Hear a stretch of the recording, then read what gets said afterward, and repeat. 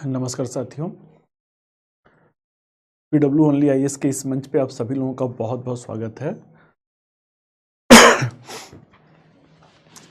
चलिए जो है हम लोग कला और संस्कृति की श्रृंखला में दूसरे यूनिट पर, पहला यूनिट जैसे कि आप सभी लोग को पता है प्राचीन भारतीय इतिहास के स्रोत था। दूसरा यूनिट जो है भारतीय स्थापत्य कला, और उस प्रक्रिया में हम लोग आज पार्ट 3 पर हैं, तीसरे पार्ट पर हैं। तो जैसा कि आप सभी छात्रों को कल ही मैंने अवगत कराया था कि पहली बार भारतीय स्थापत्य में मंदिरों का जो निर्माण होता है वो गुप्त काल से होना शुरू होता है। तो आज उसी के सारे विषय वस्तु पर हम लोग विस्तार से चर्चा करेंगे। बड़ी संख्या में मुझे आप लोगों का अभिवादन दिख रहा है। व्यक्तिगत रूप से सभी लोगों का नाम लेना संभव नहीं है बच्चों, तो आप सभी लोगों के अभिवादन को स्वीकार करते हुए फटाफट हम लोग जो है आज के क्लासरूम सेशन की शुरुआत किया जाएगा। तो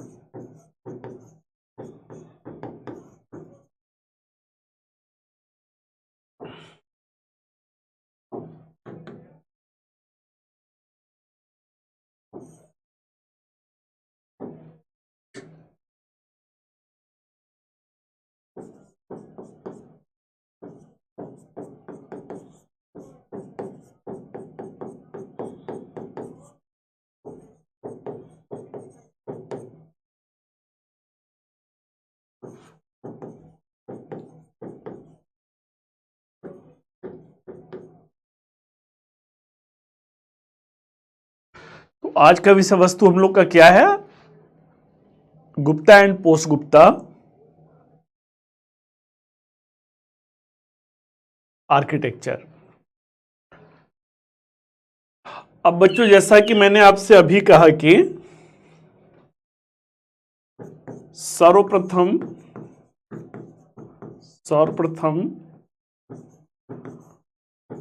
मंदिर स्थापत्य कला की संगठित रूप से जो शुरुआत है, संगठित रूप से शुरुआत गुप्त काल से हुआ। पहले ही आप लोग को बताया जा चुका था गुप्त काल। अच्छा आप ही लोग मुझे बताइए, पहले तो मैं बताया ही हूं, गुप्त शासकों का धर्म कौन सा था? शैव धर्म को मानते थे, बौद्ध धर्म को मानते थे, शाक्त धर्म को मानते थे, या कोई और धर्म था? क्यों मंदिर स्थापत्य के लिए पहली बार आ रहा है भाई? कुछ तो कारण रहा होगा ना।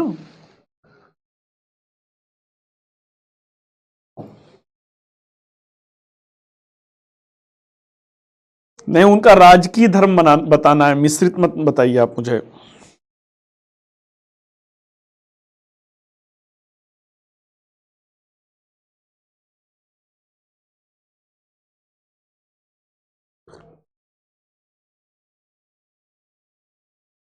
अरे बाप रे बाप, उनकी उपाधि क्या थी भाई? उनकी उपाधि, अच्छा दुर्गेश, चलिए भाई कम से कम, या ये आस्था हैं, चंद्रमौली हैं, भागवत धर्म मानते थे भाई ना। भागवत धर्म मतलब वैष्णव धर्म की शाखा के रूप में हुआ। परम भागवत की उनकी उपाधि रहती है गरुड़ जो रहता है, भगवान विष्णु का जो सवारी है वो गरुड़ ही है। तो इस तरीके से क्या रहता है, गरुड़ उनका राजकीय चिन्ह रहता है।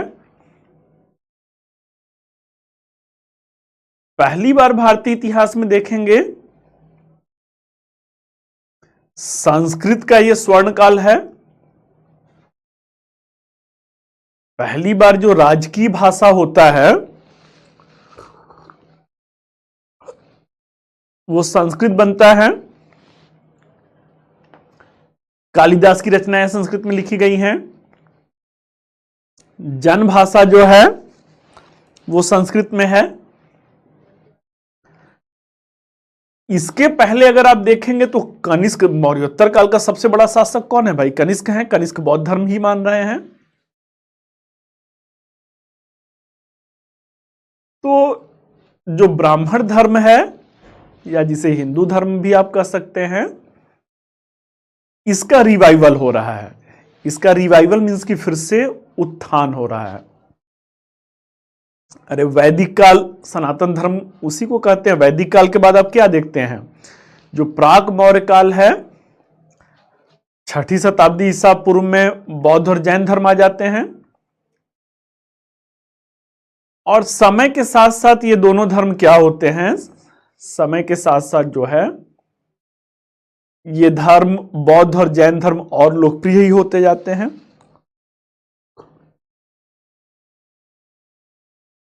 कल आप लोगों ने देखा था मौर्योत्तर काल में विभाजन हो गया हीनयान और महायान के रूप में।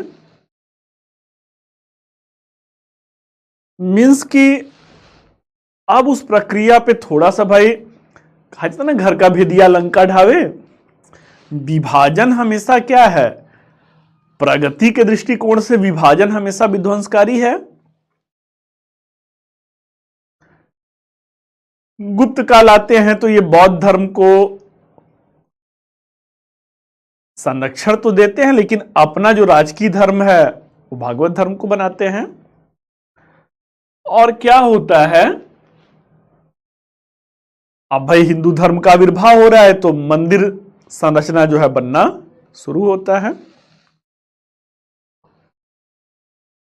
अब गुप्तों की अगर साम्राज्य सीमा आपको पता हो, गुप्तों की साम्राज्य सीमा कहां पे है? गुप्तों की साम्राज्य सीमा जरा मुझे बताइएगा आप लोग कि गुप्तों की साम्राज्य सीमा दक्षिण भारत में थी क्या? एक बार बच्चों सोच करके बताइएगा कि क्या दक्षिण भारत जो है गुप्त साम्राज्य सीमा का अंग था कि नहीं था?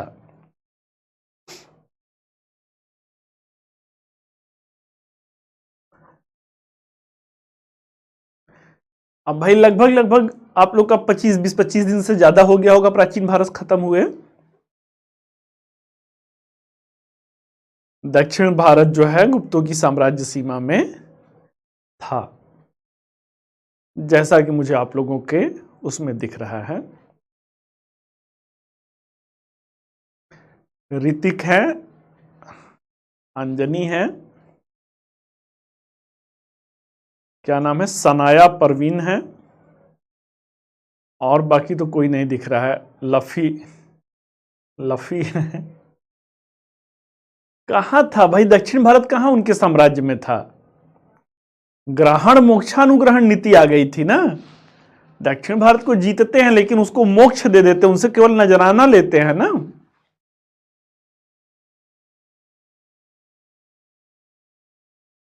वही हाल जो समुद्रगुप्त के बाद कौन आते हैं?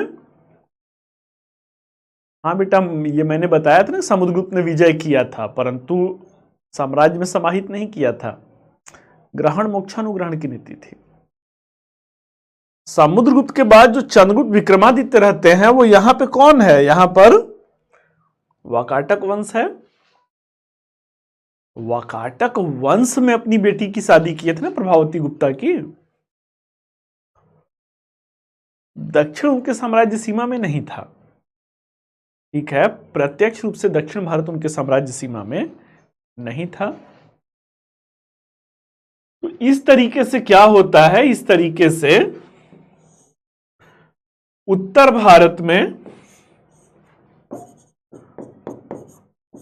भारत से मंदिर निर्माण शुरू होता है। मंदिर निर्माण शुरू होता है। कब शुरू होता है? गुप्त काल से। गुप्तोत्तर काल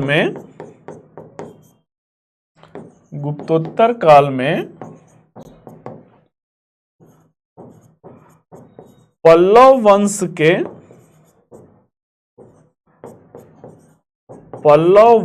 के शासकों ने दक्षिण भारत में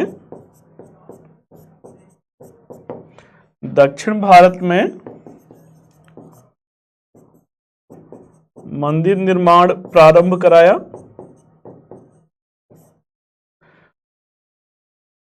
मीन्स कि अगर प्रश्न पूछ दे मंदिर स्थापत्य कला गुप्त काल उत्तर भारत से, गुप्तोत्तर काल में पल्लव वंश, ऊपर हर्षवर्धन रहते हैं, नीचे जो है तमिलनाडु के क्षेत्र में पल्लव रहते हैं।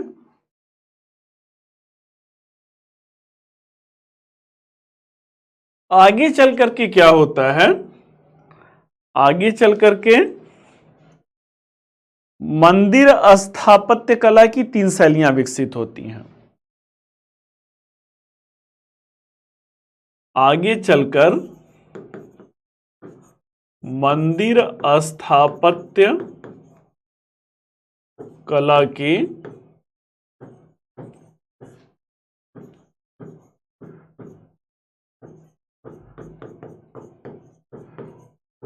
3 शैलियां विकसित होती हैं।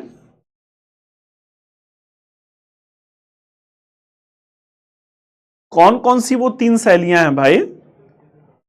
There were the 3 different style of the temple architecture. कौन कौन सी हैं? तो नागर शैली है, द्राविड़ शैली है और बेसर शैली है। बेसर शैली, नागर शैली, द्राविड़ शैली और बेसर शैली है। अब बच्चों कुछ बेसिक क्वेश्चन बनते हैं। बेसिक क्वेश्चन मींस कि नागर शैली कहां पे था? तो नागर शैली जो है उत्तर भारत में प्रचलित था। उत्तर भारत में प्रचलित था। बेसर शैली कहां पे रहता है? दक्कन क्षेत्र में प्रचलित था। द्राविड़ शैली जो रहता है, द्राविड़ शैली जो है वो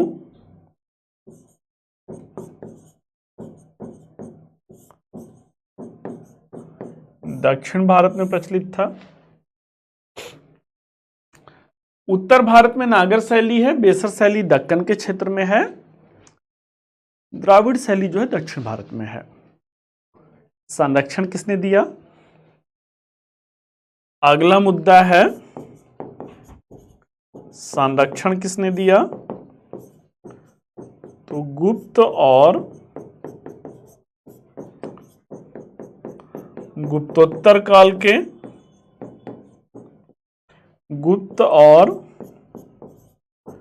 गुप्तोत्तर काल के शासकों ने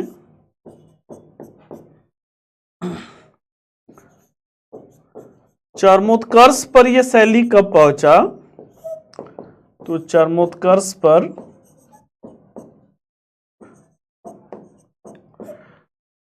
पूर्व मध्यकाल, बच्चों आपने देखा था ना, पूर्व मध्यकाल में राजपूत काल रहता है और राजपूत काल में जो है नागर शैली अपने चरम पे पहुंचता है। खजुराहो के मंदिर हैं, गुजरात में जो सोलंकी शासक हैं उनके द्वारा जो निर्मित मंदिर है, ये व्यवस्था अपने चरमोत्कर्ष पे पहुंचती है। द्राविड़ शैली को संरक्षण किसने दिया?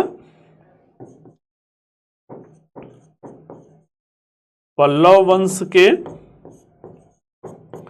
शासकों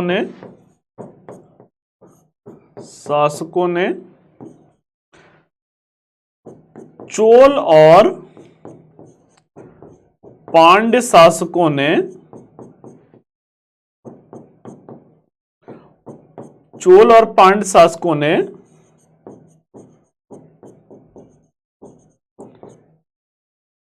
चरमोत्कर्ष पर पहुंचाया। इस व्यवस्था को the Dravida temple architecture, it was patronised by the Pallava dynasty and the Chola and the Pandya ruler, it brought to the Dravidian style of temple architecture at its culmination. इसके चरमोत्कर्ष पे पहुंचा दिया। अब बच्चों देखते हैं कि दक्कन क्षेत्र में क्या है। तो चालुक्य और राष्ट्रकूट वंश के शासकों ने शुरुआत किया। विजयनगर के जो शासक हैं,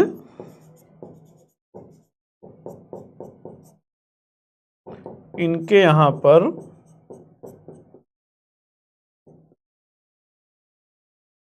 चरमोत्कर्ष पर पहुंचा।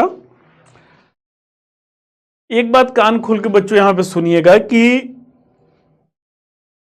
बेसर शैली जो है, इन दोनों का मिश्रण है, नागर शैली और द्राविड़ शैली का। तो ये कोई स्वतंत्र विधा नहीं है। बेसर शैली की, इस मंदिर स्थापत्य कला शैली की, मंदिर स्थापत्य शैली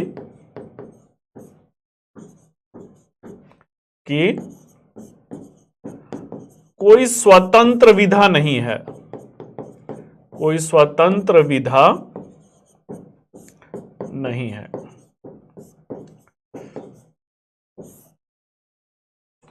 स्वतंत्र विधा नहीं है मतलब ये क्या है? वो उन दोनों का मिश्रण है, नागर और द्राविड़ की विशेषताओं का मिश्रण है। अब बच्चों कान खोल के सुनना है। विजयनगर शासकों ने बेसर शैली में ही केवल, ऐसा मतलब टर्म एंड कंडीशन नहीं दे, केवल बेसर में उन्होंने बनवाया। विजयनगर के शासकों ने कुछ मंदिर द्राविड़ शैली में भी बनवाया था। कल्याण मंडप इनकी जो है एक प्रमुख विशेषता रहती है, जो बेसर शैली में विजयनगर के शासक लेकर के आते हैं। आप लोग खुद बताइए भाई ना, अयोध्या किस भारत में है? उत्तर भारत में है, दक्षिण भारत में है? खुद समझ जाएंगे। किस वैसे आधुनिक जो मंदिर बन रहे हैं ना, आधुनिक मंदिर जो है किसी निश्चित उसका वो नहीं कर रहे हैं, कोई बहुत ही निश्चित नियमों पर नहीं बन रहा है। वो सबको मतलब मंदिर अच्छा दिखना चाहिए, इसलिए वो प्राचीन काल से जो ये परंपरा चल रही है उसका अनिवार्य रूप से पालन नहीं कर रहे हैं, उसका अनिवार्य रूप से पालन नहीं कर रहे हैं। जैसे कि अभी कल कोई बच्चा बता रहे थे कि वो बीएचयू से हैं। अगर बच्चों बीएचयू आपको जाने का, बीएचयू के बारे में आप जानते होंगे भाई, एशिया की दूसरी सबसे बड़ी यूनिवर्सिटी है। अगर जाएंगे तो बहुत बड़ा कैंपस है, वहां बीच में जो है एक वीटी पड़ता है, विश्वनाथ टेम्पल उसे कहते हैं, विश्वनाथ मंदिर कहते हैं। बहुत ही भव्य मंदिर है भाई। ये कुतुब मीनार जो है उससे भी बड़ा है।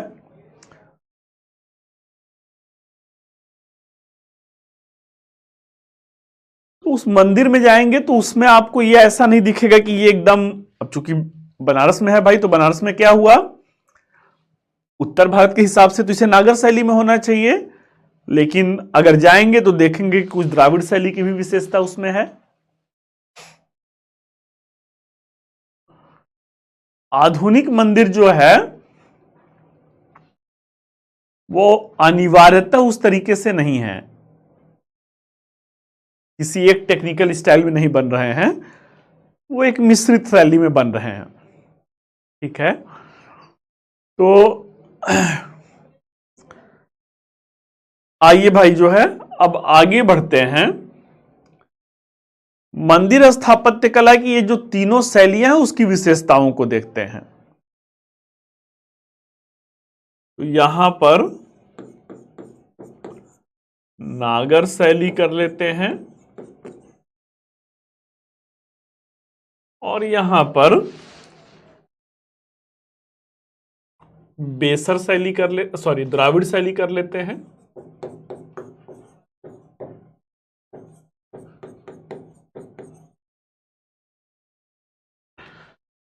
अभी मैंने कहा कि ये बेसर शैली कोई स्वतंत्र विधा नहीं है, मतलब दोनों का क्या है, मिश्रण है। तो मैं कर लेता हूं लेकिन इसमें कुछ है नहीं, ये दोनों का क्या है, बेसर शैली जो है दोनों का मिश्रण है। मेरे साथ आप एक एक स्टेप बाय स्टेप बनाते चलिए। एग्जाम में बेटा अगर नहीं देंगे तो मामला गड़बड़ हो जाएगा, क्योंकि मेंस का मसला आप लोग का शुरू हो गया है। अगर पूछेगा तो चित्र बनाना ही बनाना है, इसलिए आप रात में भी एक दो बार तीन बार जो है प्रैक्टिस कर लीजिएगा। अभी मेरे साथ बनाइए। अभी मेरे साथ बनाने के बाद आप क्या करेंगे, रात में दो तीन बार आपको जो है प्रैक्टिस करना ही करना पड़ेगा। तो आइए वन बाय वन हम लोग देखते हैं। नागर शैली में एक जो है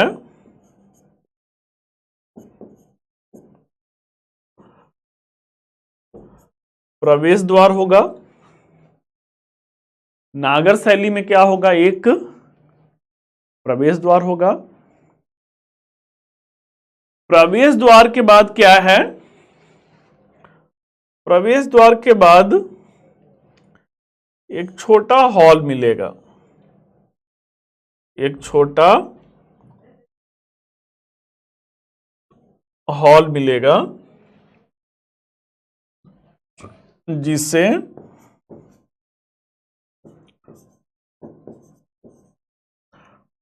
अर्ध मंडप कहा जाता है।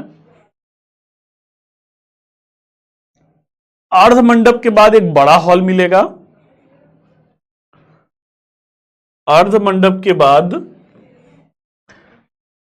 एक बड़ा हॉल मिलेगा। इस बड़े हॉल को क्या कहेंगे, इससे जो है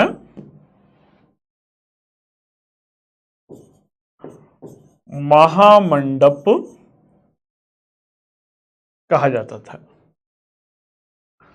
इसे जो है महामंडप कहा जाता था। इसके बाद क्या होता था, इसके बाद एक अंतराल होता था। ये क्या है भाई, तो ये एक गलियारा होता था, इस गलियारा को अंतराल कहा जाता था। इसके बाद बेटा, इसके बाद मुख्य भगवान का जो, जिस भगवान का मंदिर है, मान लीजिए भगवान शिव का मंदिर है या वही राम मंदिर है, या जो भी मुख्य भगवान की मूर्ति जहां पे रखी जाती है उसे क्या कहते थे, उसे गर्भगृह कहते थे। उस व्यवस्था को गर्भगृह, जहां पे मुख्य भगवान, किसी भी मंदिर में जा रहे हैं, चाहे हनुमान मंदिर है चाहे जो भी मंदिर है, तो जिस भगवान का मंदिर है जहां पे उनकी मूर्ति रखी है उसे गर्भगृह कहते हैं। इस गर्भगृह के ऊपर पिरामिड के आकार का या त्रिभुज के आकार का एक क्या मिलेगा, एक शिखर मिलेगा। पिरामिड बेटा कुछ ऐसा ही होता है। तो ये क्या है, ये शिखर है।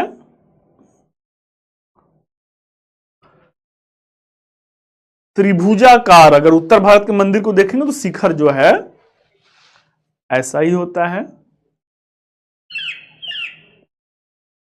इस शिखर के ऊपर क्या मिलेगा,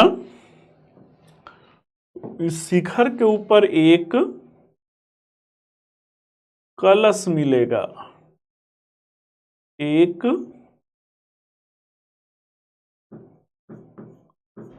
कलश मिलेगा। और इस कलश के ऊपर जो है, इस कलश के ऊपर जो है एक जो है, जिस भगवान का मंदिर है उनका अपना, हर भगवान का अपना झंडा, तो एक जो है पताका मिलेगा, एक जो है पताका मतलब झंडा मिलेगा। हाँ भाई देखिए, मनोज जो है आपको उमा ने समझाया है कि सर जितना लिखवा रहे हैं उसे मिक्सर में पीस कर पी जाना है। आगे उन्होंने लिखा है ओके मनोज भाई। तो मनोज भाई जो है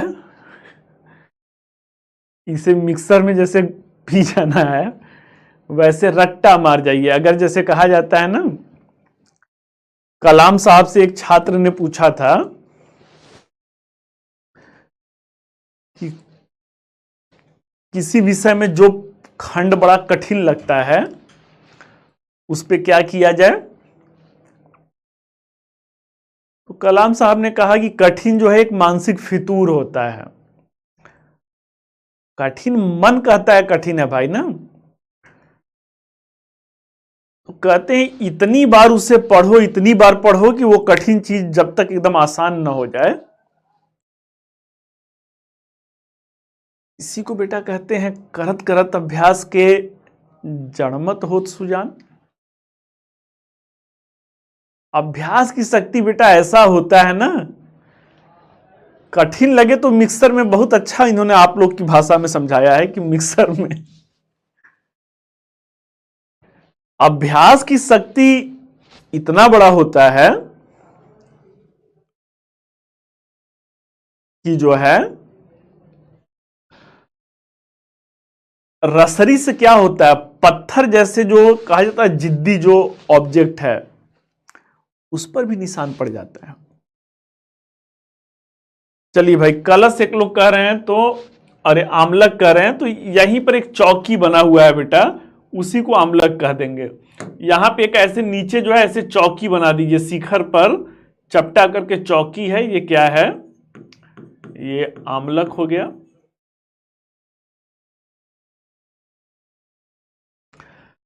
अगला क्या है,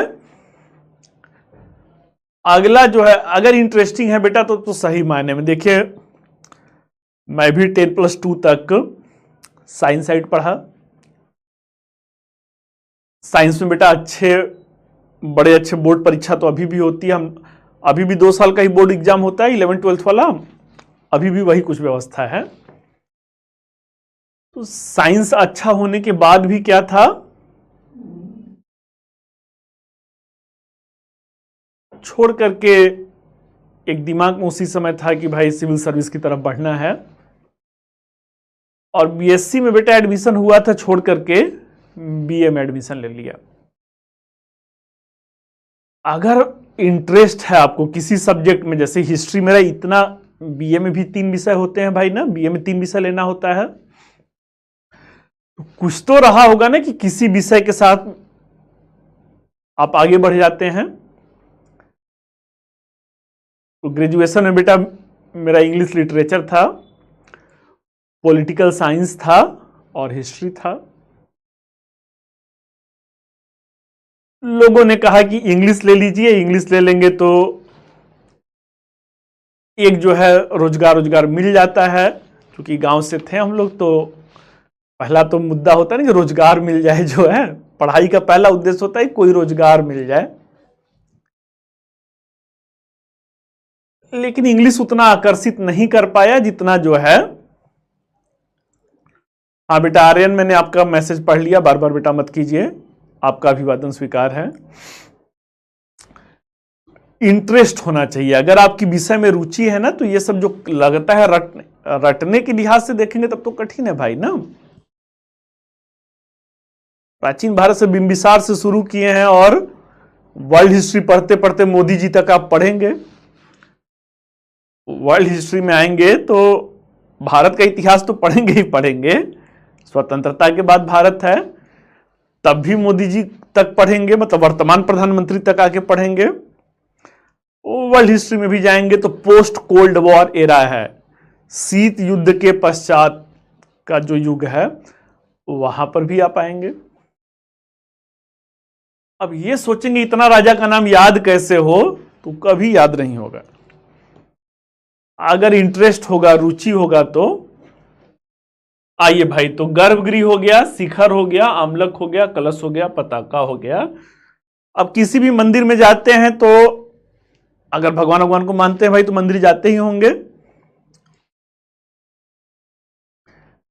व्यक्ति जितना परेशान रहता है, जैसे एग्जाम के समय में मंदिर में चले गए तो 2-4 फेरा मार ही लेते हैं। अगर रिजल्ट आने वाला रहता है तो थोड़ा भक्ति भावना और बढ़ जाती है। तो मंदिर में जो मुख्य भगवान का दर्शन करके चारों तरफ जो ये परिक्रमा किया जाता था, चारों तरफ जो परिक्रमा, एक यहां पे भी गलियारा ऐसे होता था, तो इसे क्या कहते थे? तो इसे जो है गलियारे को जो है प्रदक्षिणा पथ कहा जाता था। इस गर्भगृह के चारों कोने पर जो है, अब फैजान बेटा मैंने कितना अटेम्प्ट दिया है, क्या किया है, उसमें रुचि न रख करके अपने अटेम्प्ट में अगर रुचि रखेंगे तो शायद नैया पार हो जाएंगे। अटेम्प्ट दिए नहीं दिए, कहां तक पहुंचे, सच्चाई ये है बेटा कि आज जो है आईएएस का शिक्षक हैं, उसे बहुत अच्छी भाषा में कहिए तो आईएएस की फैकल्टी हैं, ठीक है। अपने वाले में रुचि रखेंगे तो थोड़ा कर जाएंगे। शुरू में बेटा जब अटेम्प्ट खत्म हो जाता है ना, तो काटो तो खून नहीं वाला वो रहता है। एक आध साल तो दुनिया ही निराश रहती है कि कितने सालों का सपना टूट गया, परंतु कभी निराशा नहीं होता है कि प्राइमरी स्कूल के टीचर नहीं बने। हर काम, मतलब मैं ये वो नहीं, नकारात्मक रूप से नहीं कह रहा हूं, हर जॉब जो है अच्छी है, लेकिन शिक्षा क्षेत्र में जो सबसे उच्च श्रेणी पर आकर के हम लोग अटक गए, उसकी संतुष्टि रहती है।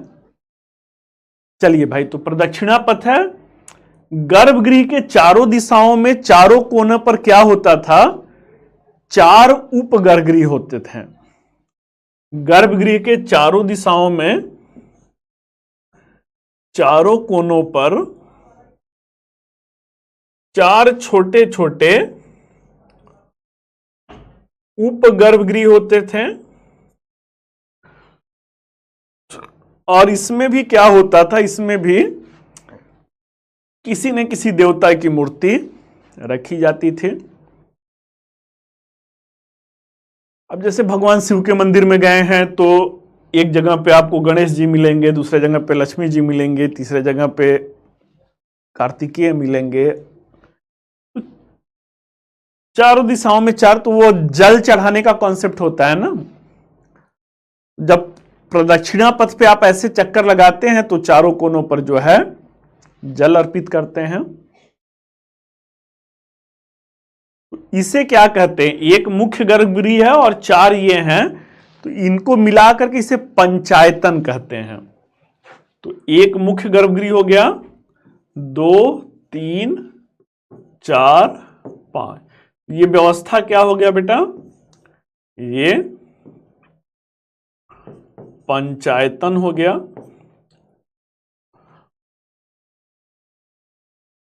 तो पंचायतन ये आईएएस में पूछा गया है।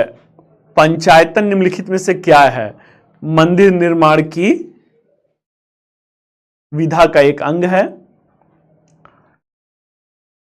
चलिए जो है, तो ये क्या है, ये नागर शैली के मंदिरों का रचना विधान है। यहां ऊपर भी क्या होगा, ऊपर भी ऐसे करके त्रिभुजाकार शिखर है। यहां पे कोई डाउट है बेटा तो पूछिए। नागर शैली में यहां तक पे कोई डाउट है तो पूछिए। आगे बढ़ते हैं द्राविड़ शैली पे। प्रश्न पूछेगा कि नागर शैली मंदिर स्थापत्य कला पर के विविध विशेषताओं पर प्रकाश डालें। अगला पूछेगा द्राविड़ स्थापत्य कला शैली के विविध विशेषताओं पर प्रकाश डालें। अगला कह देगा नागर और द्राविड़ शैली मंदिर स्थापत्य कला शैली पर चर्चा करते हुए दोनों कला शैलियों के मध्य भिन्नता के बिंदु को स्पष्ट करें। तो भिन्नता क्या है, आइए उसे देखा जाए। अब हम लोग द्राविड़ पे बात कर रहे हैं। नागर शैली से पहली भिन्नता क्या है, तो नागर शैली से पहली भिन्नता है, इस वाले में कोई अनिवार्यता नहीं है कि ये हाई बाउंड्री वॉल कैंपस में बनेगा। खुले मैदान में भी नागर शैली बन सकता है। परंतु द्राविड़ शैली में, नागर शैली पूछेगा बेटा तो यही वाला चित्र बनाना है। द्राविड़ शैली में पहला अंतर क्या है कि पहला अंतर एक ऊंची चार दीवारी होना चाहिए। एक जो है ऊंची चार दीवारी, मतलब मंदिर के चारों तरफ एक उसका कैंपस जो होता है ना, एक ऊंची हाई बाउंड्री वॉल होना चाहिए। अगला अंतर क्या है, नागर शैली से अगला अंतर क्या है, तो अगला अंतर जो है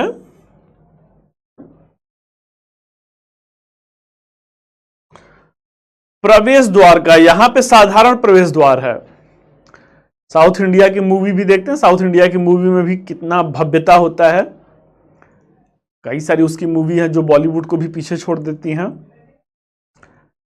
अगला अंतर जो है कि जो प्रवेश द्वार ही होगा द्राविड़ शैली का, वो क्या होगा, भव्य प्रवेश द्वार होगा। भव्य प्रवेश द्वार होगा। इनके प्रवेश द्वार को क्या कहेंगे, द्राविड़ शैली के प्रवेश द्वार को गोपुरम कहेंगे। गोपुरम कहेंगे। गोपुरम क्या है, गोपुरम जो है भव्य प्रवेश द्वार है। तो दूसरा अंतर बेटा मिल गया। यहां पे साधारण प्रवेश द्वार है, द्राविड़ शैली में भव्य प्रवेश द्वार है। उसे क्या कहते थे, उसे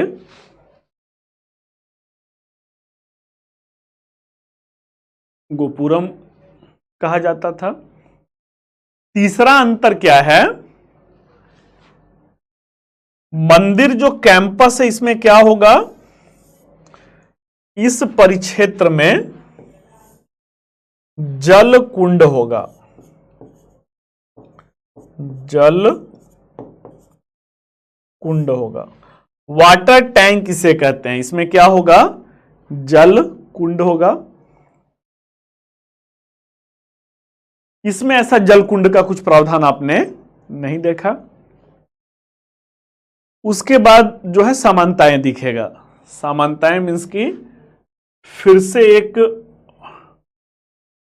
प्रवेश द्वार मिलेगा, फिर से एक प्रवेश द्वार मिलेगा, उसके बाद अर्धमंडप मिलेगा,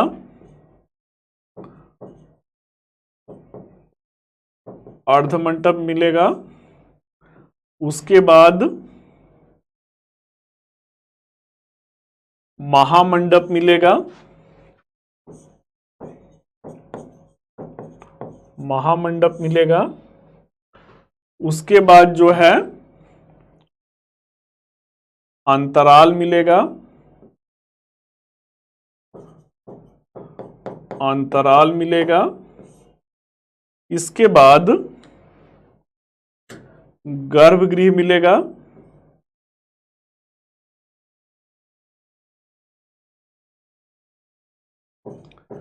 गर्भगृह मिलेगा।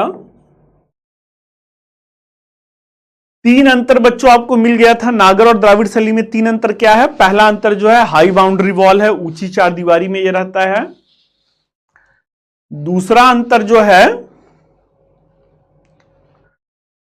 दूसरा जो अंतर है भव्य प्रवेश द्वार का है, गोपुरम है, यहां पे साधारण प्रवेश द्वार है। तीसरा अंतर जो है यहां पे जल कुंड अनिवार्य रूप से मंदिर में दिखेगा, यहां पे कुछ ऐसा नहीं है। चौथा अंतर अब आएगा, वो शिखर में अंतर आएगा। यहां पे त्रिभुजाकार शिखर है, यहां पे त्रिभुजाकार नहीं होगा, स्ट्रक्चरल होगा। स्ट्रक्चरल को क्या? संरचनाकृत शिखर होगा। तो अगला संरचना मतलब दक्षिण भारत के मंदिर आपको कई मंजिल के मिलेंगे, 10-10 मंजिल, 12-12 मंजिल के मिलेंगे। वो जो 10 मंजिल 12 मंजिल दिखता है वो शिखर उतना मंजिल का होता है। तो यहां पे स्ट्रक्चरल कॉम्प्लेक्स मिलेगा। शिखर कैसा होगा? तो शिखर ऐसा होगा। अब देखिए ये 1 मंजिल हो गया, 2 मंजिल हो गया, 3 मंजिल हो गया, 4 मंजिल हो गया, 5 मंजिल हो गया। अब फिर से क्या होगा? फिर से जो है ऊपर एक ऐसे आमलक होगा, फिर कलश होगा और फिर पताका होगा।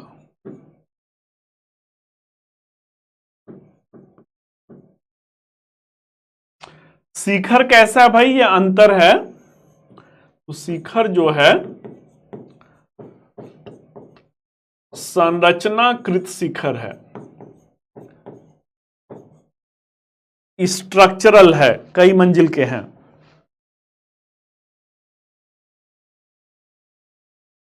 है बेटा, पिछले वाले बैच में तो ऐड है, इस वाले में भी ऐड होना ही चाहिए। चलिए जो है, तो चौथा अंतर आपको मिल गया यहां से। अब फिर समानता है। समानता क्या है? एक यहां पर जो है प्रदक्षिणा पथ होगा, चारों तरफ ऐसे चक्कर लगाने के लिए प्रदक्षिणा पथ है।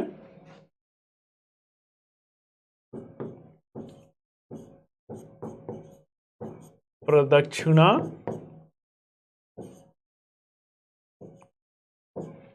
पथ है। फिर से वही दिखेगा। अब अंतर नंबर 5वां दिखेगा। अंतर नंबर 5वां जो है पंचायतन में दिखेगा। पंचायतन यहां पे भी है, यहां पे क्या होगा,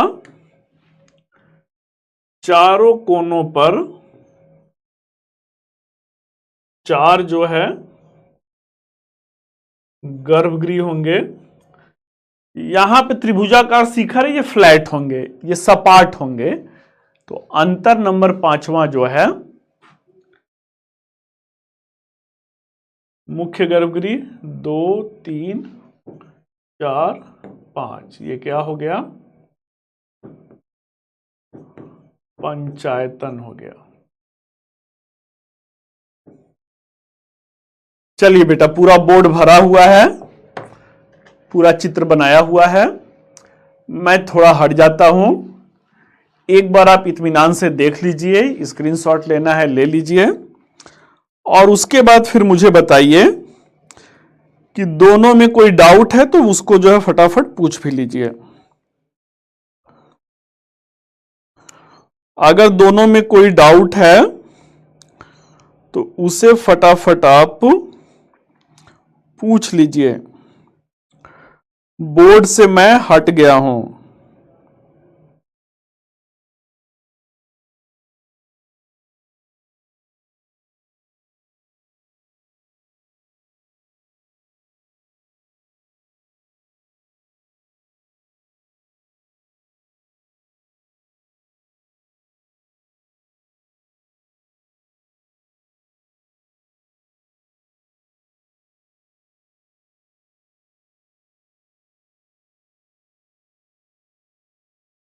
चलिए मैं आ रहा हूं बोर्ड की तरफ।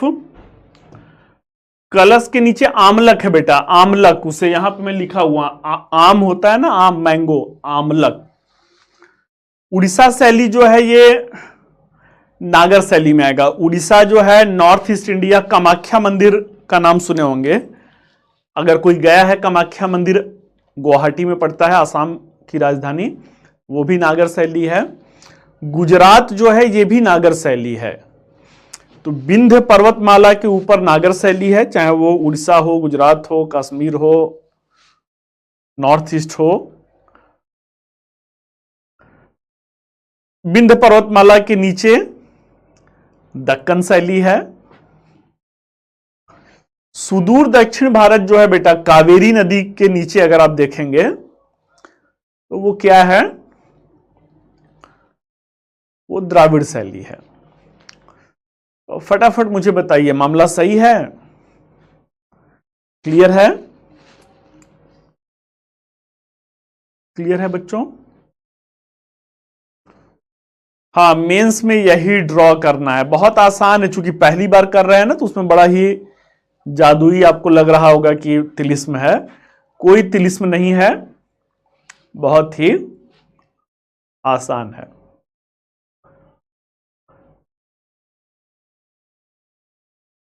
क्यों, स्तूप वाले में तो सब मैंने बताया। अच्छा, नहीं, शैली का कोई नाम नहीं दिया गया था।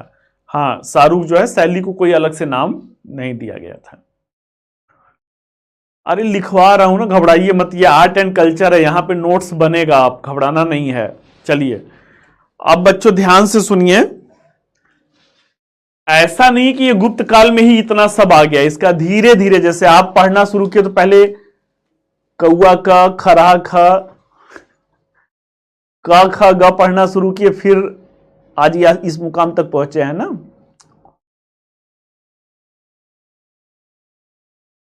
हाँ, नागर शैली में बेटा 2 प्रवेश द्वार है। एक भव्य प्रवेश द्वार मिलेगा, कैंपस होता है ना, खूब बाउंड्री वॉल, मान लीजिए 10 बीघा में बाउंड्री वॉल हो गया, तो जब घुसे तभी आपको भव्य प्रवेश द्वार मिल गया। तो 10 बीघा में लेकिन मंदिर कहीं एक जगह बना होगा ना, तो फिर वो अंदर आए तो अंदर आपको साधारण प्रवेश द्वार दिखेगा।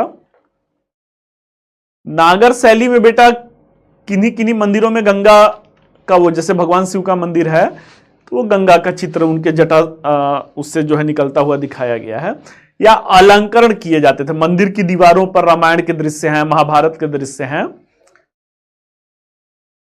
वो किए जाते थे। अब बेटा मुझे ऑल द बेस्ट मत बोलिए, अपने लिए रखिए ऑल द बेस्ट। एग्जाम में ये ऑल द बेस्ट आपको काम करेगा, हम लोग का हिसाब किताब हो चुका है। चलिए जो है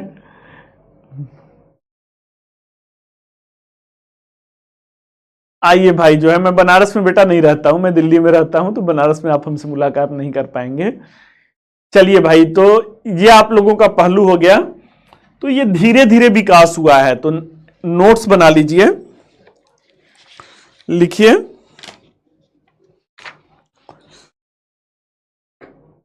हेडिंग दे दीजिए, गुप्त और गुप्तोत्तरकालीन, गुप्त और गुप्तोत्तरकालीन। अच्छा, एक चीज मैंने नोटिस किया है बेटा ना, क्योंकि अब धीरे धीरे मुझे आप लोगों की इस कोचिंग में 5-6 महीना होने वाले हैं, तो यहां पे मैं देखा हूं जीएस वाले बैच में ना कुछ भी बोलते रहते हैं। ऑप्शनल बैच के बच्चे इतने जिम्मेदार हो, मैं तो ऑप्शनल बैच, चूंकि ऑप्शनल खत्म होता है उसी के आधे घंटे बाद आप लोग का जीएस वाला ये बैच शुरू होता है। ऑप्शनल में बच्चे इतना समझदार रहते हैं, ऑप्शनल में बच्चे इतने जिम्मेदार होते हैं, बड़ा ही रेस्पॉन्सिबल बिहेवियर होता है। जीएस में ना न जाने कौन कौन सी आत्माएं रहती हैं भाई ना। अब ऑल द बेस्ट, मुझे बेटा, मुझे ऑल द बेस्ट देकर क्या करेंगे?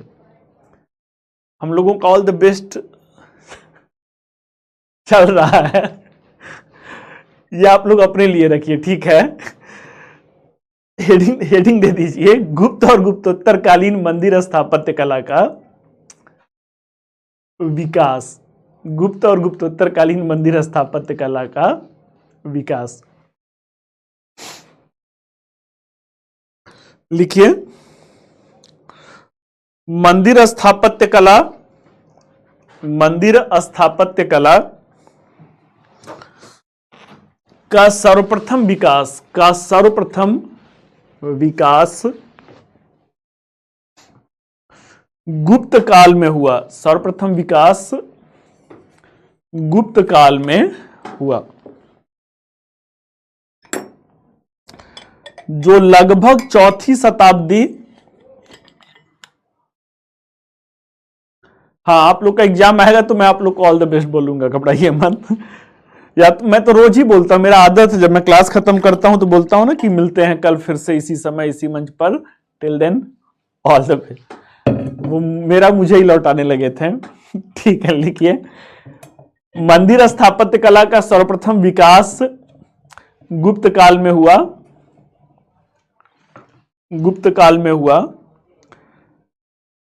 जो लगभग चौथी शताब्दी ईस्वी से लेकर, जो लगभग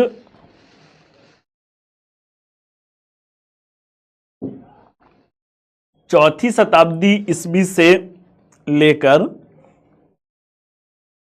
7वीं शताब्दी तक, 7वीं शताब्दी तक क्रमिक विकास प्रक्रिया से गुजरा।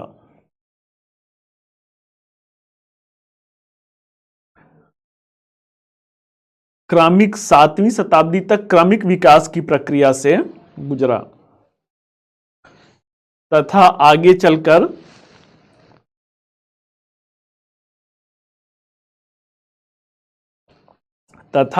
चलकर चंदेल वंश, चंदेल वंश, सोलंकी वंश, चंदेल वंश, सोलंकी वंश और परमार वंश के, और परमार वंश के संरक्षण में, परमार वंश के संरक्षण में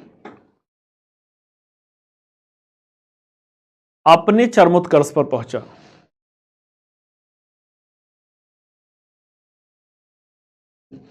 अपने चरमोत्कर्ष पर पहुंचा। नेक्स्ट पॉइंट कीजिए।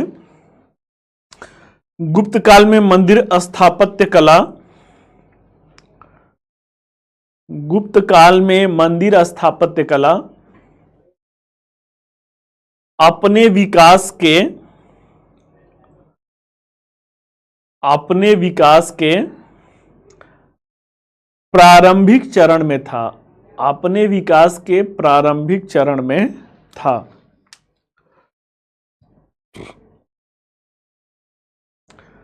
जो कि विविध चरणों से होते हुए, जो कि अपने विकास के विविध चरणों से होते हुए अंततः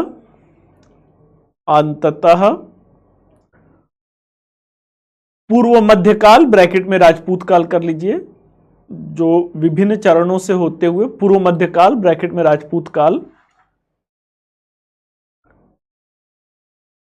में पूर्णतः विकसित, जो अंततः पूर्व मध्यकाल ब्रैकेट में राजपूत काल में पूर्णतः विकसित रूप में आया, पूर्णतः विकसित रूप में आया।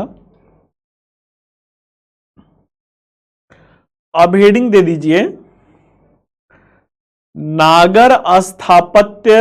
नागर मंदिर स्थापत्य कला शैली के,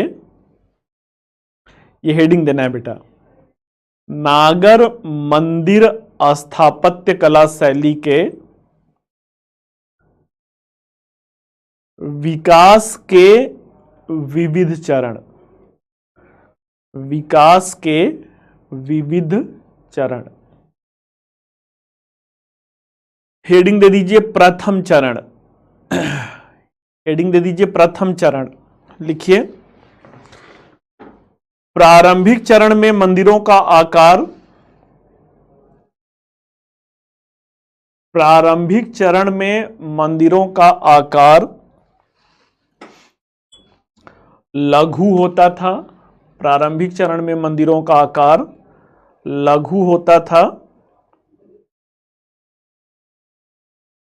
तथा इनकी छतें सपाट होती थीं, तथा इनकी छतें सपाट होती थीं, तथा इनकी छतें सपाट होती थीं। Full stop. दीवारों पर सादे प्रकार का कार्य होता था, दीवारों पर सादे प्रकार का कार्य होता था।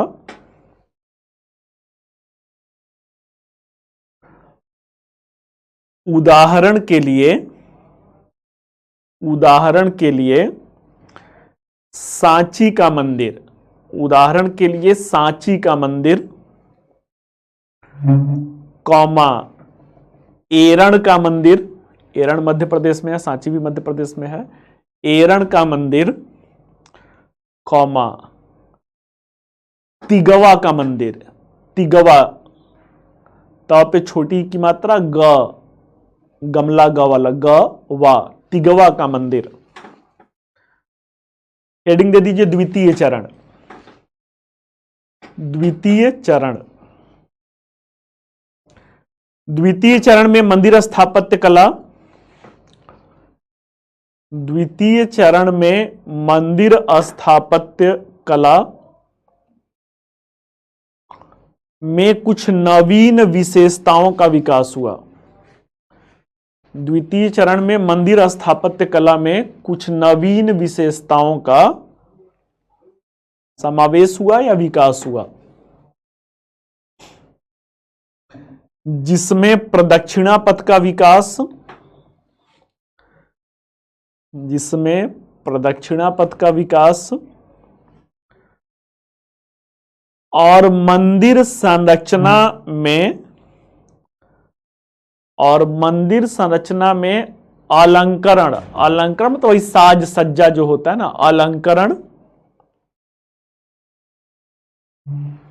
अलंकरण शैली का विकास हुआ, अलंकरण शैली का विकास हुआ।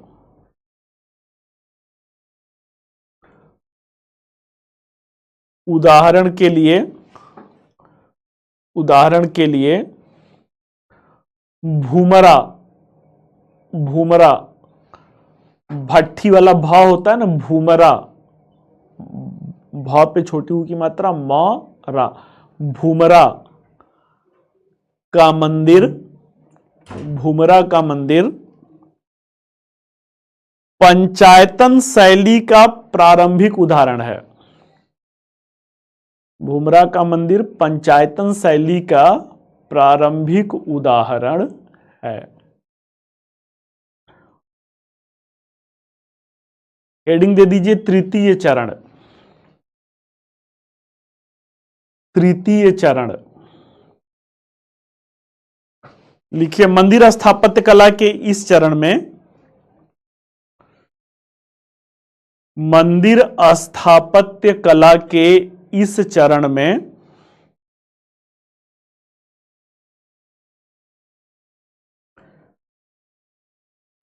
मंदिर संरचना के क्रूशाकार, मंदिर स्थापत्य कला शैली के विकास के इस चरण में मंदिर संरचना का क्रूशाकार रूप दिखाई देता है। क्रूशाकार रूप दिखाई देता है। उदाहरण के लिए देवगढ़ का दशावतार मंदिर, देवगढ़ का दशावतार मंदिर तथा भीतरगांव का मंदिर, देवगढ़ का दशावतार मंदिर तथा भीतरगांव का मंदिर प्रमुख हैं।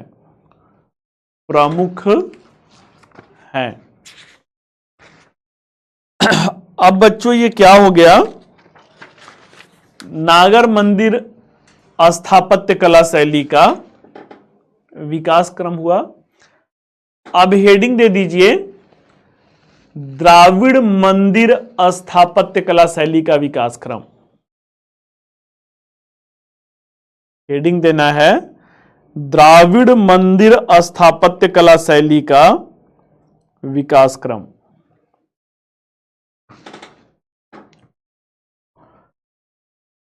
उसके नीचे हेडिंग दे दीजिए पल्लव काल।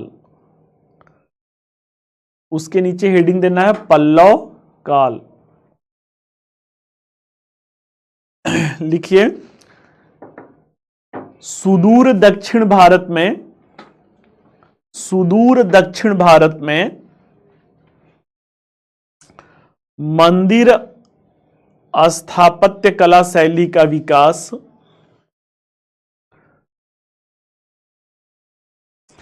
सुदूर दक्षिण भारत में मंदिर स्थापत्य कला शैली का विकास पल्लव वंश के शासकों के अधीन, पल्लव वंश के शासकों के संरक्षण में हुआ। पल्लव वंश के शासकों के संरक्षण में हुआ।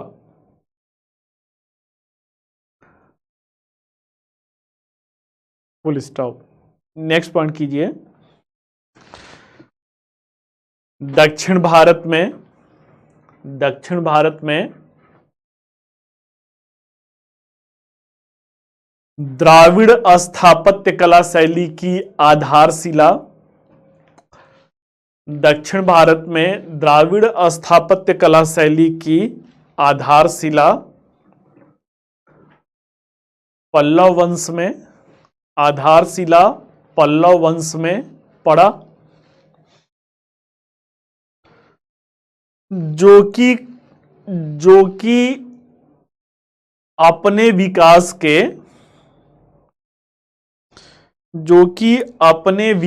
के क्रमशः 4 चरणों से गुजरा, जो कि अपने विकास के क्रमशः 4 चरणों से गुजरा।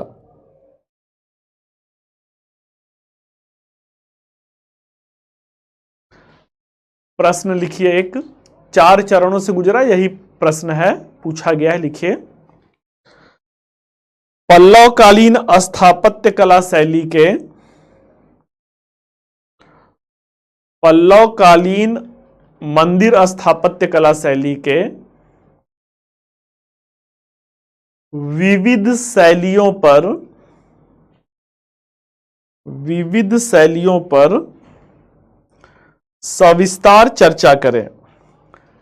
विविध शैलियों पर सविस्तार चर्चा करें। अब बच्चों, कोई शायद अंकित नाम के ही बच्चे थे ना जो कहते किसी प्रश्न का सर एक आध मॉडल आंसर लिखवा दीजिए। इस प्रश्न का बेटा ये मॉडल आंसर है, लिखिए। पल्लव शासकों ने वास्तुकला की, इस प्रश्न का उत्तर आप लिख रहे हैं, पल्लव शासकों ने वास्तुकला की एक नवीन शैली को जन्म दिया। वास्तुकला की एक नवीन शैली को जन्म दिया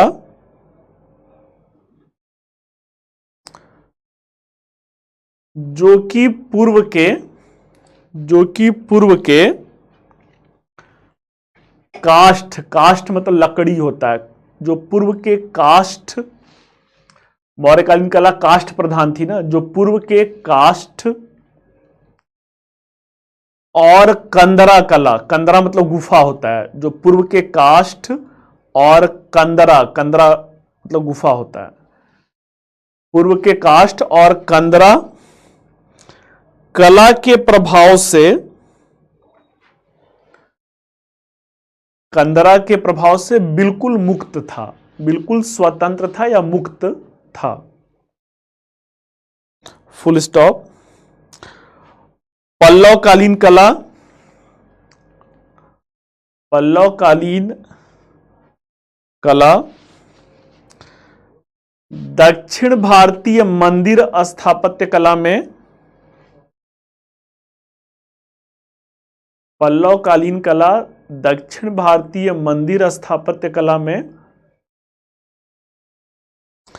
मंडप कौमा रथ और विशाल मंदिर के निर्माण के, मंडप रथ और विशाल मंदिर के निर्माण के विविध चरणों से होते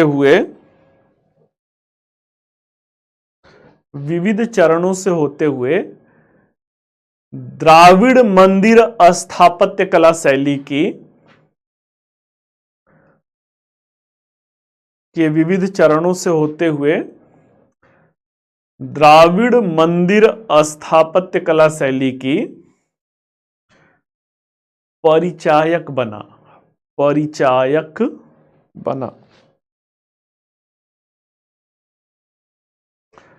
नेक्स्ट पॉइंट लिखिए। पल्लव मंदिर स्थापत्य कला के अंतर्गत, पल्लव मंदिर स्थापत्य कला के अंतर्गत मुख्य रूप से 4 शैलियां आती हैं। पल्लव मंदिर स्थापत्य कला शैली के अंतर्गत मुख्य रूप से 4 शैलियां आती हैं। पहला हेडिंग दे दीजिए, महेंद्र वर्मन शैली। महेंद्र वर्मन शैली। महेंद्र वर्मन रहते हैं, वो सब आप पल्लव चालुक्य संघर्ष में देखे थे। लिखिए, महेंद्र वर्मन की पहाड़ को काटकर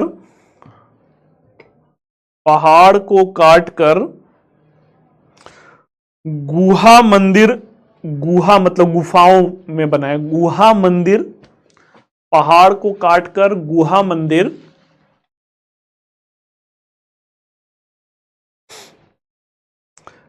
का निर्माण किया गया, गुहा मंदिर का निर्माण किया गया, जिसे मंडप कहा गया।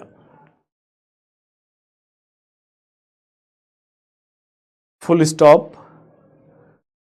लिखिए, ये मंडप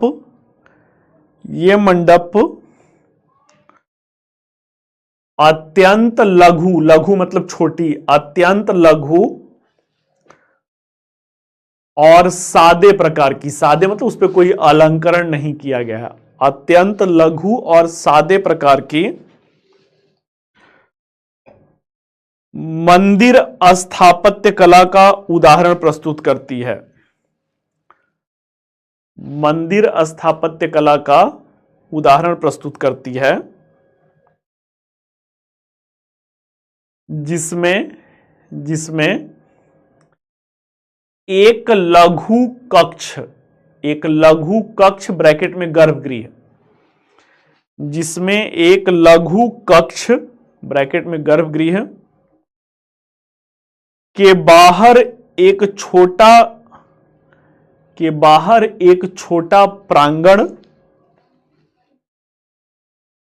एक छोटा, के बाहर एक छोटा प्रांगण तथा तथा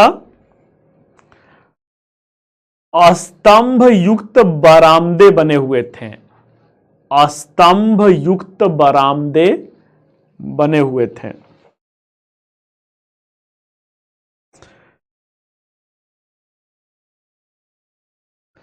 लिखिए, इस कला शैली के प्रमुख उदाहरण, इस कला शैली के या मंडप कला शैली के प्रमुख उदाहरण पल्लवरम का पंच पांडव मंदिर है। यहां पे मैं लिख रहा हूं पल्लवरम का पंच पांडव, पंच पांडव मंदिर, कौमा महेंद्रवाड़ी का, महेंद्रवाड़ी का महेंद्र विष्णु मंदिर, महेंद्रवाड़ी का महेंद्र विष्णु मंदिर है, महेंद्र विष्णु मंदिर है। अगला हेडिंग दे दीजिए मामल्ल शैली, मामल्ल शैली। मामल्ल, नरसिंहवर्मन की उपाधि मामल्ल की रहती है ना, मामल्ल शैली। लिखिए, मामल्ल शैली के मंडप पहले की अपेक्षा, मामल्ल शैली के मंडप मतलब मंदिर को भी मंडप कह रहे हैं, मामल्ल शैली के मंडप या मंदिर कर लीजिए, मंदिर ही कर लीजिए, मंदिर पहले की अपेक्षा अधिक पतले, अधिक पतले, लंबे, अधिक पतले, लंबे और अत्यधिक अलंकृत थे। अधिक पतले, कौमा लंबे और अधिक अलंकृत थे तथा ये मंदिर, तथा ये मंदिर अपने मूर्तिकारी, मतलब इन मंदिरों में जो मूर्तियां बनी हुई हैं, ये मंदिर अपने मूर्तिकारी के लिए प्रसिद्ध थे, अपने मूर्तिकारी के लिए प्रसिद्ध थे। नेक्स्ट कीजिए, इस काल के मंदिर एकास्मक मंदिर के उदाहरण हैं, इस काल के मंदिर एकास्मक मंदिर के उदाहरण हैं, जो कि आयताकार होते थे, जो कि आयताकार होते थे और इनका शिखर, और इनका शिखर अभी छोटा होता था। अब देख रहे हैं कि जब ये अपने पूर्ण विकास में पहुंचा तो कई मंजिल का होने लगा, और इनका शिखर अभी छोटा होता था तथा तथा मंदिर को रथ कहा जाता था, महेंद्र वर्मन शैली में मंदिर को मंडप कह रहे थे, अब रथ कह रहे हैं, तथा मंदिर को रथ कहा जाता था।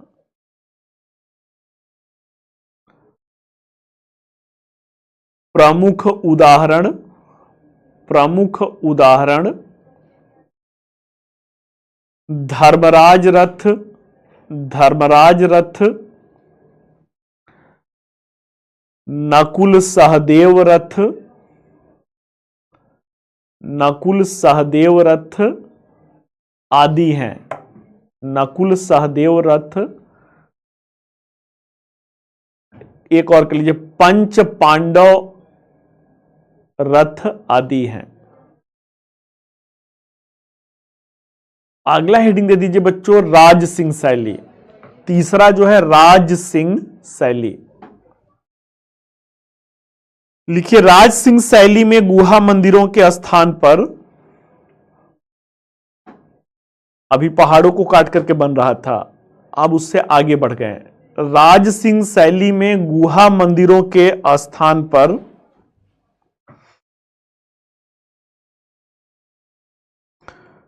पाषाण ईंट आदि की सहायता से, पाषाण ईंट आदि की सहायता से इमारती मंदिर का निर्माण, पाषाण ईंट आदि की सहायता से इमारती मंदिर का निर्माण करवाया गया, करवाया गया। इसके प्रमुख उदाहरण, इसके प्रमुख उदाहरण कांची का कैलाशनाथ मंदिर, कांची का कैलाशनाथ मंदिर, महाबलीपुरम का तट मंदिर, महाबलीपुरम का तट या शोर टेम्पल उसे कहते हैं, तथा बैकुंठ पेरुमाल मंदिर है, तथा बैकुंठ पेरुमाल मंदिर है। अगला बच्चों कीजिए नंदी वर्मन, ये अंतिम है, नंदी वर्मन शैली, नंदी वर्मन शैली। इस शैली में मंदिरों के शिखर, इस शैली में मंदिरों के शिखर ऊपर की ओर, ऊपर की ओर पतले होते गए हैं, ऊपर की ओर पतले होते गए हैं, तथा मंदिरों के शिखर की गर्दन, तथा मंदिरों के शिखर की गर्दन पहले की अपेक्षा, मंदिरों के शिखर के गर्दन पहले की अपेक्षा अधिक स्थूल है। स्थूल मतलब कि भड़काऊ, मतलब बृहद है, अत्यधिक स्थूल है।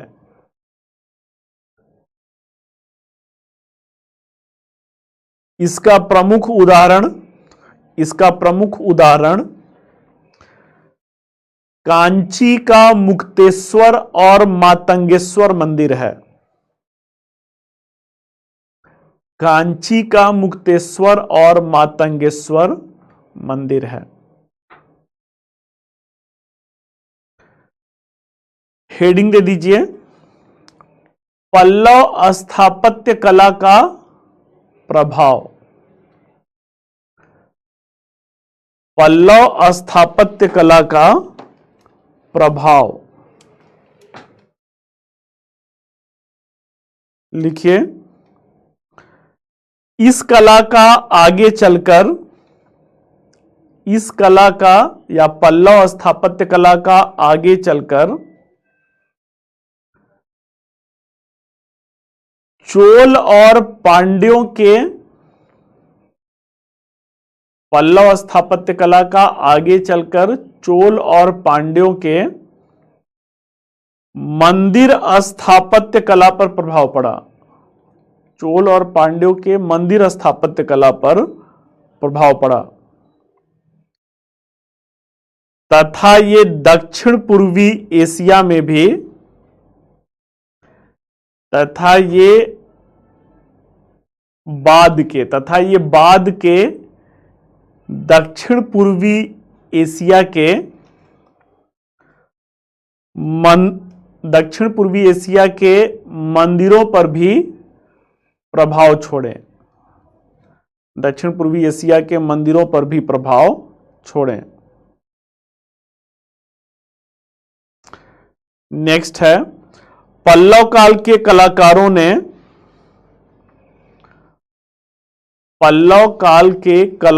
ने बुद्ध धर्म की बौद्ध धर्म की चैत्य एवं बिहार की कला को, पल्लव वंश के कलाकारों ने बौद्ध धर्म के चैत्य और बिहारों की कला को हिंदू स्थापत्य कला में रूपांतरित करना शुरू किया। हिंदू स्थापत्य कला में रूपांतरित करना शुरू किया तथा शीघ्र ही नष्ट होने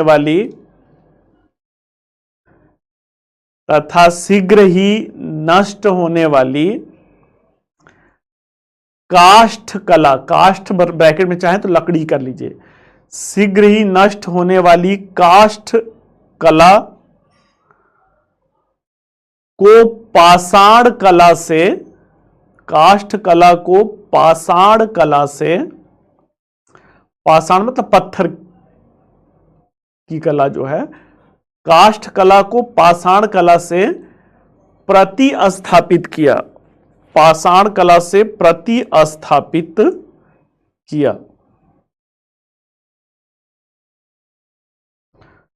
और आने वाले वर्षों में इसे और भव्यता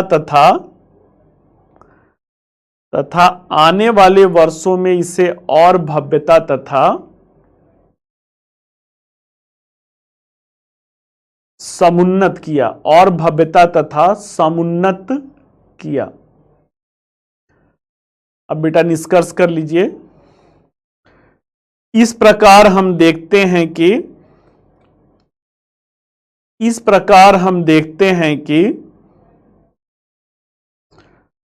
पल्लव काल की कुछ कृतियां वर्तमान में भी उस काल के निर्माताओं के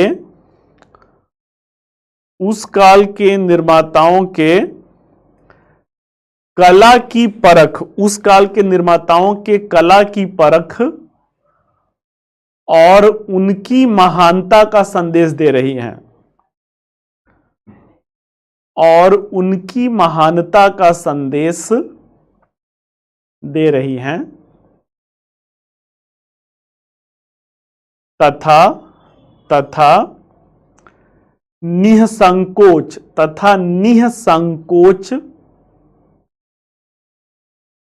पल्लव स्थापत्य कला के मंदिर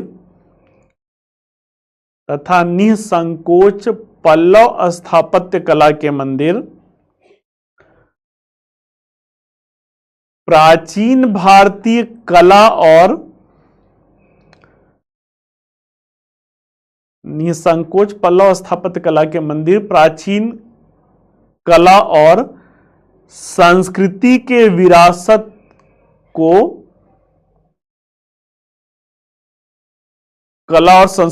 विरासत को समृद्ध करती हैं।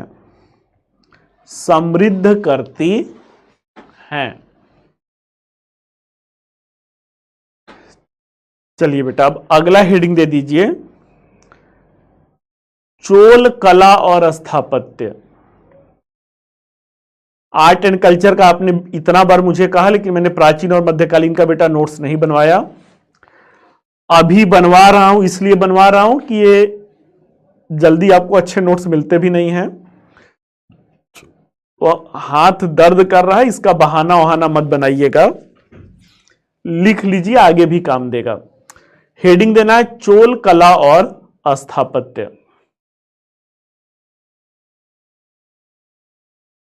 प्रश्न लिखिए, चोल वंश के अधीन, चोल वंश के अधीन कला के विविध रूपों पर, चोल वंश के अधीन कला के विविध रूपों पर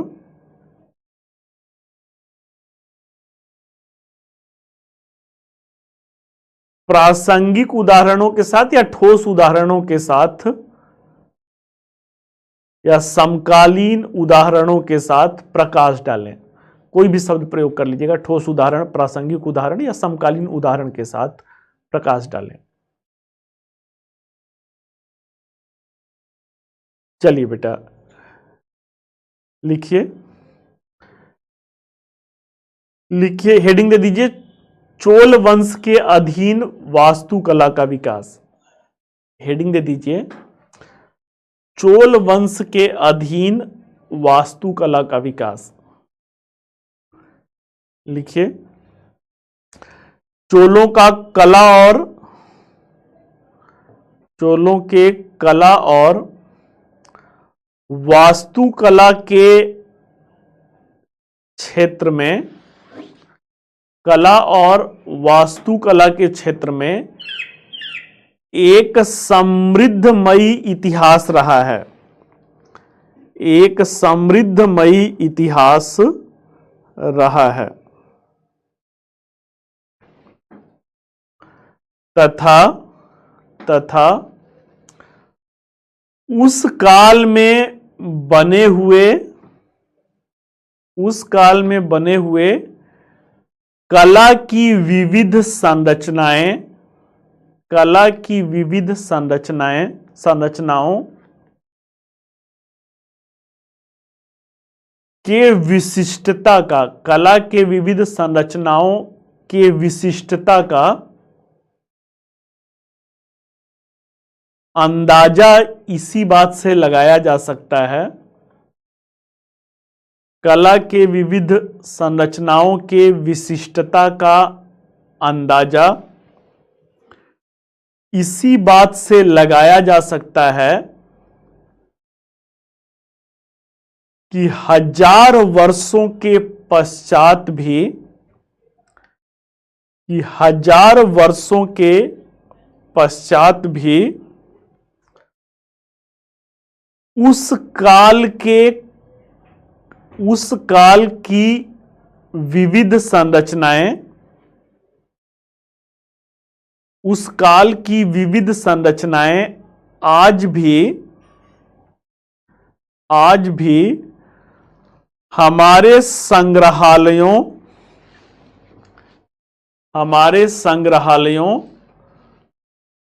तथा मंदिर संरचना के रूप में, मुक्तेश्वर मंदिर भी बेटा पल्लव काल का ही है,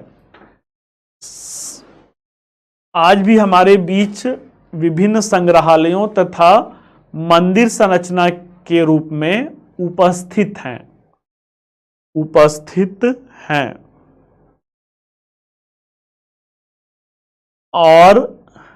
और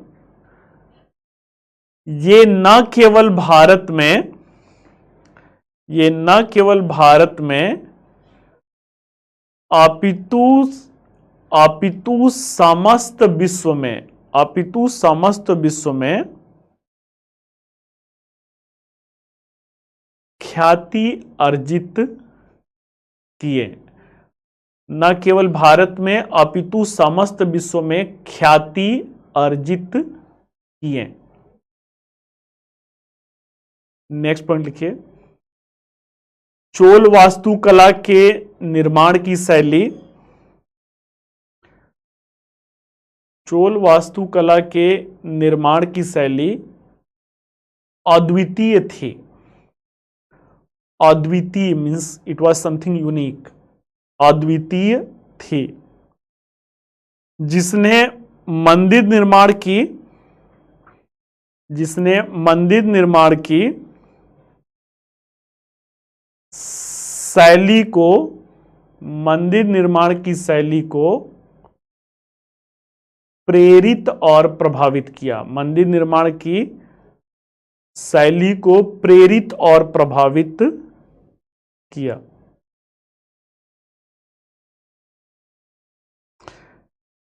नेक्स्ट लिखिए, चोल वास्तुकला की एक प्रमुख विशेषता,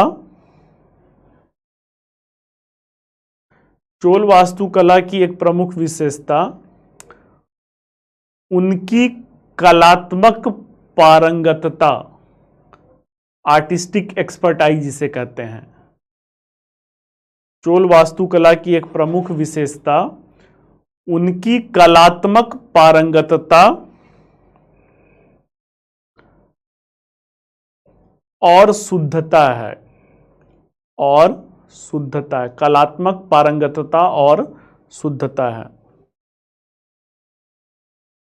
जिसका प्रमुख उदाहरण, जिसका प्रमुख उदाहरण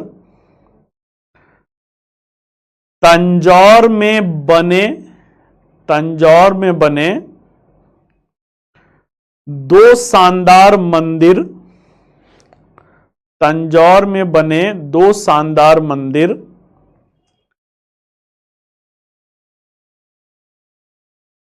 और दो शानदार मंदिर और तिरुचिरापल्ली, और तिरुचिरापल्ली जिले में, तिरुचिरापल्ली जिले में गंगई कोंड चोलपुरम का मंदिर है। तिरुचिरापल्ली जिले में स्थित या निर्मित गंगई कोंड चोलपुरम का मंदिर है। नेक्स्ट लिखिए, पल्लव वंश के शासकों के द्वारा, पल्लव वंश के शासकों के द्वारा द्राविड़ वास्तुकला के, पल्लव वंश के शासकों के द्वारा द्राविड़ वास्तुकला के जिन मंदिरों की प्रारंभिक आधारशिला रखी गई, जिन मंदिरों की प्रारंभिक आधारशिला रखी गई, वो चोल काल तक आते आते, वो चोल काल तक आते आते अपनी संपूर्ण विशेषताओं, अपनी संपूर्ण विशेषताओं जैसे कि गोपुरम, जैसे कि गोपुरम, मंडपम और विमान के रूप में, और विमान, इसी संरचनाकृत जो ये है इसको विमान भी कहते थे। संरचनाकृत शिखर को विमान, चूंकि बहुत ऊंचा होता था इसलिए विमान भी कहते थे। और विमान के रूप में अपने चरमोत्कर्ष पर पहुंचे, और विमान के रूप में अपने चरमोत्कर्ष पर पहुंचे।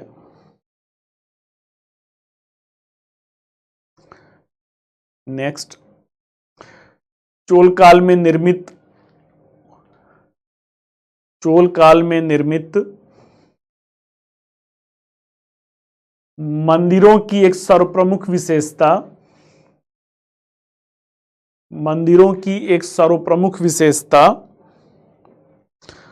उसका भव्य प्रवेश द्वार है, उसका भव्य प्रवेश द्वार है। जिसे कि गोपुरम कहा गया, जिसे कि गोपुरम कहा गया। परंतु बाद के समय में, परंतु बाद के समय में मंदिर निर्माण में, परंतु बाद के समय में मंदिर निर्माण में विमान संरचना ने, मंदिर निर्माण में विमान संरचना, थोड़ा सा भी कंफ्यूजन हो तो शिखर, ब्रैकेट में शिखर कर लीजिएगा।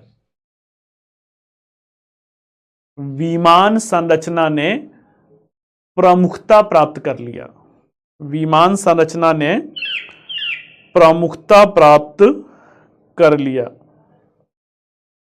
नेक्स्ट है, इस काल के मंदिर का गर्भगृह, इस काल के मंदिर का गर्भगृह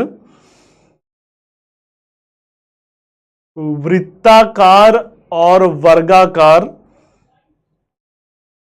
वृत्ताकार और वर्गाकार दोनों रूपों में मिलता है, दोनों रूपों में मिलता है। वृत्ताकार और वर्गाकार दोनों रूपों में मिलता है। साथ ही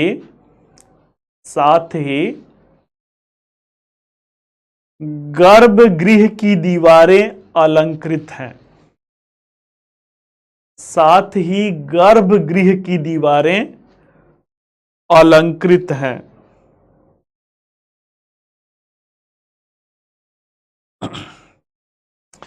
नेक्स्ट लिखिए, राज राज के द्वारा निर्मित, राज के द्वारा निर्मित बृहदेश्वर मंदिर, बृहदेश्वर मंदिर के गर्भगृह के चारों ओर, बृहदेश्वर मंदिर के गर्भगृह के चारों ओर की दीवारें, चारों ओर की दीवारें अति सुंदर चित्रों से, अति सुंदर चित्रों से अलंकृत की गई हैं,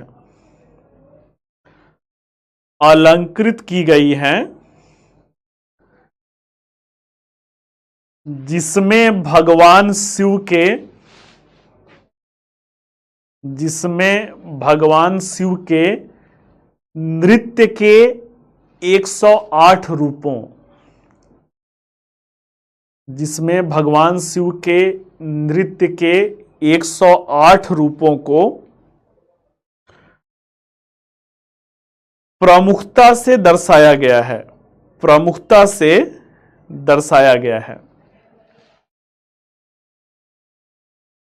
जो इस काल के,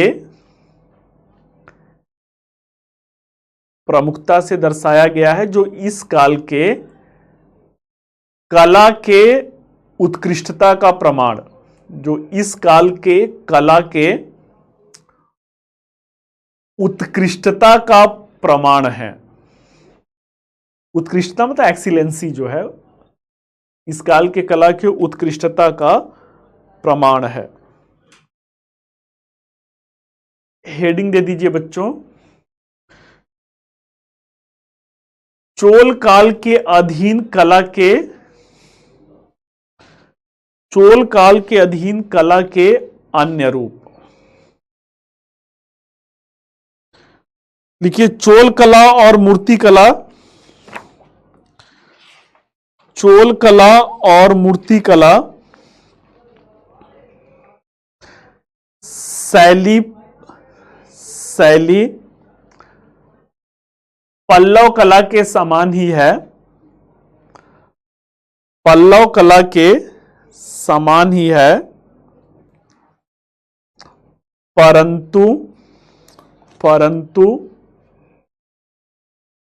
चोलकालीन नटराज, चोलकालीन नटराज की मूर्ति, नटराज की मूर्ति न केवल अपने कलात्मक, न केवल अपने कलात्मक उत्कृष्टता, बल्कि बल्कि अपने धार्मिक दार्शनिक, बल्कि अपने धार्मिक दार्शनिक, मैसेज को हिंदी में क्या कहेंगे? धार्मिक दार्शनिक मैसेज को बेटा क्या कहेंगे? कभी कभी अटक जाता है, बड़ा आसान मैसेज का आप लोग बताइए, कुछ बहुत आसान ही अर्थ होता होगा। धार्मिक आर्थिक धार्मिक दार्शनिक संदेश मुझे लग रहा है कहेंगे, संदेश ही कर लीजिए। धार्मिक दार्शनिक संदेश, संदेश के लिए भी वैश्विक, संदेश के लिए भी विश्व स्तर के कलाविदों में या वैश्विक स्तर के कलाविदों में विशेष महत्व रखती है, विशेष महत्व रखती है। नेक्स्ट, इस काल के वैष्णव मंदिरों में, इस काल के वैष्णव मंदिरों में विष्णु की विविध मूर्तियों में, विष्णु की विविध मूर्तियों में एक खास तरीके की, एक खास तरीके की आध्यात्मिक, आध्यात्मिक और शांत चित्त मुद्रा में निरूपण किया गया। एक खास तरह की आध्यात्मिक और शांत चित्त मुद्रा में निरूपण किया गया है। Full stop. इस काल में भी, इस काल में भी कुछ मूर्तियों के निर्माण में, इस काल में भी कुछ मूर्तियों के निर्माण में लुप्त मोम विधि, जो मैंने सिंधु घाटी सभ्यता में नर्तकी का मूर्ति बताया था ना, लुप्त मोम विधि, लॉस्ट वैक्स टेक्निक, लुप्त मोम विधि का प्रयोग किया गया है, प्रयोग किया गया है। नेक्स्ट लिखिए, चोल चित्रकला, चोल चित्रकला अपने यथार्थवादी स्वरूप में, चोल चित्रकला अपने यथार्थवादी स्वरूप में चित्रित किए गए हैं,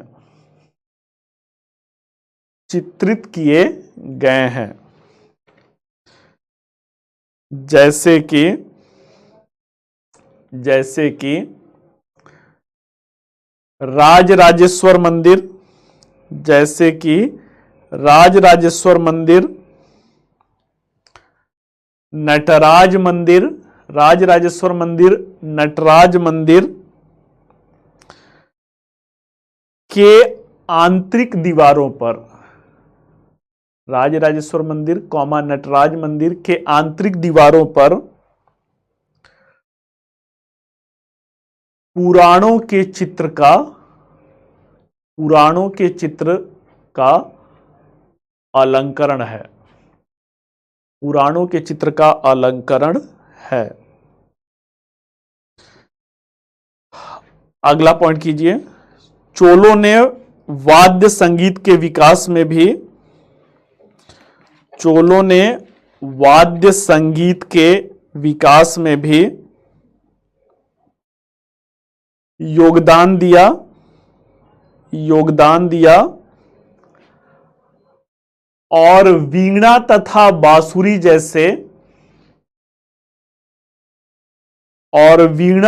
बांसुरी जैसे वाद्य यंत्रों का विकास हुआ, वाद्य यंत्रों का प्रयोग किया गया। वीणा और बांसुरी जैसे वाद्य यंत्रों का प्रयोग किया गया।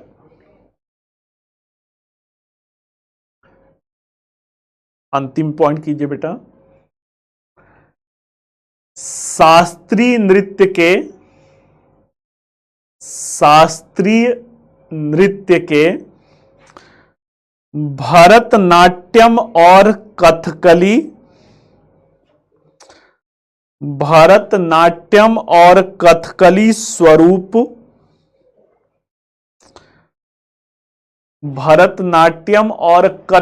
स्वरूप प्रसिद्धि इसी समय काल से प्राप्त करना शुरू किए।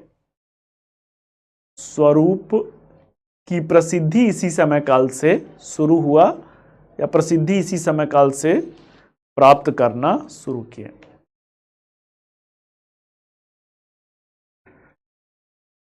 अब बच्चों ध्यान दीजिएगा, खत्म हो गया। एक आध प्रश्न और लिख लीजिए, फिर ध्यान दीजिएगा। एक आध प्रश्न और लिख लीजिए, तो लिखिए। नागर मंदिर स्थापत्य कला के विकास के विविध चरणों पर चर्चा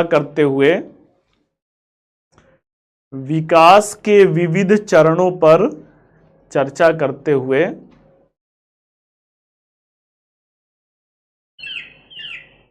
यह द्राविड़ स्थापत्य कला शैली से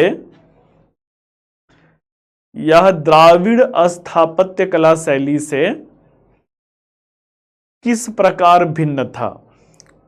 यह द्राविड़ स्थापत्य कला शैली से किस प्रकार भिन्न था?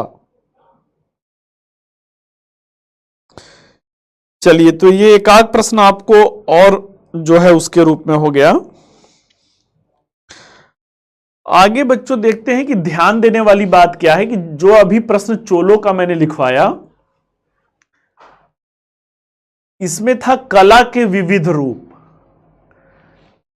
आप इस मुगालते में मत रहिएगा ना कि वो आपसे जैसे क्लास में पढ़ाया जाता है वैसे एकदम सरल रूप में प्रश्न नहीं पूछेगा। जैसे अभी आप स्थापत्य कला कर रहे हैं, कल भी स्थापत्य कला चलेगा, उसके बाद चित्रकला शुरू होगा। चित्रकला के बाद फिर कुछ क्लासों के बाद हम लोग शास्त्रीय नृत्य पे आएंगे, फिर उसके बाद शास्त्रीय संगीत पर आएंगे। तो इस प्रकार क्या है बच्चों, इस प्रकार जो है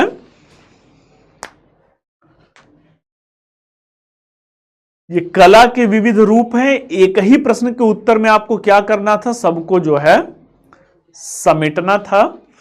तो मैंने चित्रकला वाला भी इसमें लिखवा दिया आपसे, मूर्ति कला वाला भी लिखवा दिया, नृत्य और संगीत वाला भी लिखवा दिया, और लगभग शब्द सीमा के अंदर लिखवा दिया। इसके अलावा जो पल्लव वंश है, पल्लव वंश पे भी चर्चा कर दिया। चलिए अब बताइए, कोई कंफ्यूजन है? प्राचीन काल वाला समाप्त हो गया। कल मध्यकाल की कला और संस्कृति हम लोग किया जाएगा। आधुनिक काल वाला बहुत ही छोटा सा पहलू है,